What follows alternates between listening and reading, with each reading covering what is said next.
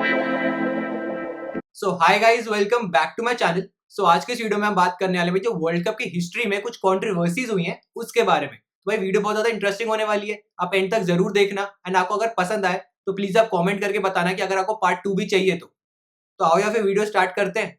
तो ये बात है 1999 की भाई, जब साउथ अफ्रीका के कोच बॉब वुलमर हुआ करते थे। तो भाई वो ना जाने भी जाते थे चीज के लिए कि वो पुराने प्रॉब्लम्स के नए सोल्यूशंस लेके आते हैं।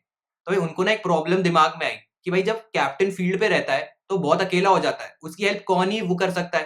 तो टीममेट्स हेल्प कर सकते हैं बीच में, या फिर भाई ओकेजनली कभी कभार भाई ड्रेसिंग रूम से जब ड्रिंक्स ब्रेक के टाइम मैसेज आ जाता है तभी। तो उनको लगा भाई क्यों ना इस प्रॉब्लम का कोई सोल्यूशन ढूंढा जाए, और उनको सोल्यूशन मिलता भी है।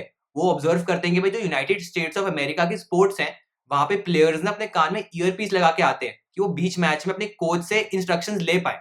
तो उनको लगा भाई क्यों ना हम ये अपने स्पोर्ट्स में भी यूज कर ले। तो सबसे पहले तो भाई उन्होंने सारे चेक किए कि भाई कोई आईसीसी का रूल ब्रेक तो नहीं हो रहा है।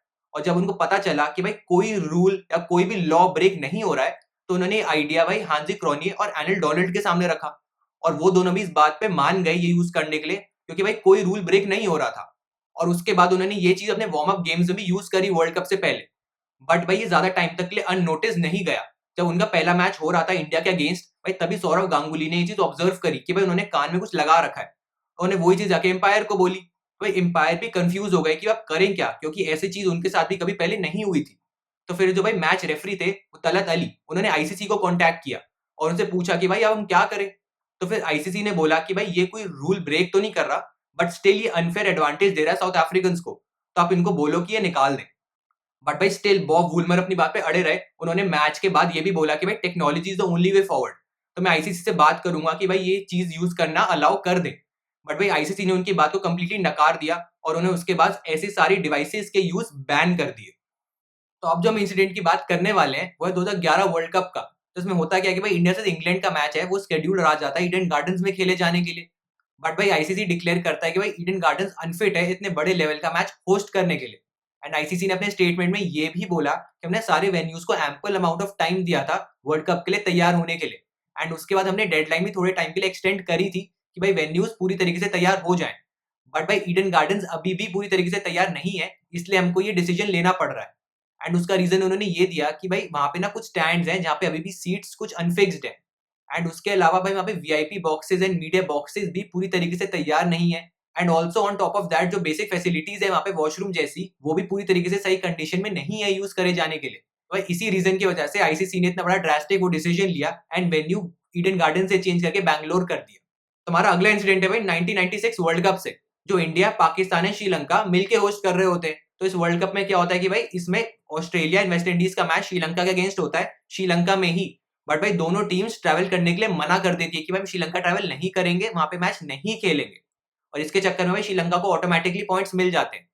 बट भाई ऐसा क्यों होता है, वो दोनों टीम्स क्यों मना कर देती है ट्रैवल करने के लिए श्रीलंका में। तो भाई ये बात है वर्ल्ड कप से 2 हफ्ते पहले की, जब भाई श्रीलंका का जो सेंट्रल बैंक है कोलंबो में, वहां पे एक ट्रक हिट करता है जिसके अंदर 400 पाउंड ऑफ एक्सप्लोजिव्स रहते हैं।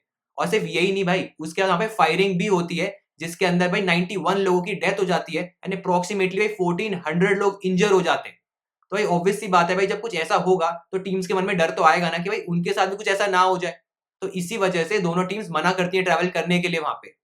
बट भाई आईसीसी के हिसाब से श्रीलंका में कोई सिक्योरिटी कंसर्न्स नहीं थे, श्रीलंका बिल्कुल सेफ था ट्रैवल करने के लिए। और तब भी ऑस्ट्रेलिया एंड वेस्ट इंडीज वहां पे नहीं जाते। तो भाई इस वजह से भाई उन दोनों टीम्स पे फाइन भी लगता है फॉर देयर नॉन पार्टिसिपेशन। तो अब जो हम इंसिडेंट की बात करने वाले हैं वो है 2007 का वर्ल्ड कप फाइनल। हम सबको पता है कि भाई 2007 का फाइनल ऑस्ट्रेलिया जीता था। बट भाई जो फाइनल की रात है ना, उसको आईसीसी भुलाना ही चाहेगा एकदम। कि भाई होता कुछ ऐसा है कि भाई पहले तो भाई मैच में बारिश आ जाती है जिसकी वजह से मैच 38 ओवर्स का हो जाता है। फिर उसके बाद भाई ऑस्ट्रेलिया 281 रन का बड़ा टोटल लगाती है श्रीलंका के सामने चेस करने के लिए। और फिर भाई जब श्रीलंका बैटिंग करने आती है तो वापस से बारिश आ जाती है, जिसकी वजह से मैच 36 ओवर्स का हो जाता है।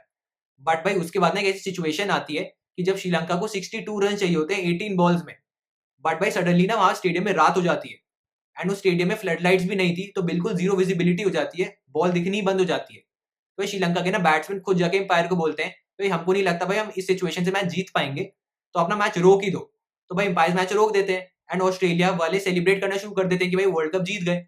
एंड उनको करना भी चाहिए क्योंकि भाई डीएलएस मेथड के हिसाब से मैच का रिजल्ट निकलने के लिए मिनिमम 20 ओवर का प्ले होना चाहिए उस इनिंग्स में, जो हो चुका होता है। एंड ऑस्ट्रेलिया डीएलएस मेथड के हिसाब से बहुत आगे भी होती है। तो भाई ऑस्ट्रेलिया ने सेलिब्रेट करना शुरू कर दिया। बट भाई एम्पायर्स के दिमाग में ना कुछ और ही चल रहा होता है। वो दोनों कैप्टन को बुलाते हैं और बोलते हैं कि भाई आईसीसी के रूल्स के हिसाब से अगर किसी कारण की वजह से इस दिन मैच नहीं हो पाता तो बाकी ओवर्स रिजर्व डे के दिन डाले जाते हैं, तो आपको कल आना पड़ेगा बाकी 3 ओवर्स खेलने के लिए। भाई दोनों कैप्टन जो थे, महिला जयवर्धने एंड रिकी पॉन्टिंग, वो एम्पायर्स को बोलते हैं कि भाई इसका कुछ सेंस नहीं बनता है, रूल्स के हिसाब से मैच जीत चुके हैं and also on top of that Sri Lanka के बैट्समैन खुद बोल रहे हैं कि वो टारगेट अचीव नहीं कर पाएंगे, तो आप मैच खत्म कर दो ना यहीं पे। बट भाई एम्पायर्स उनकी बात नहीं मानते।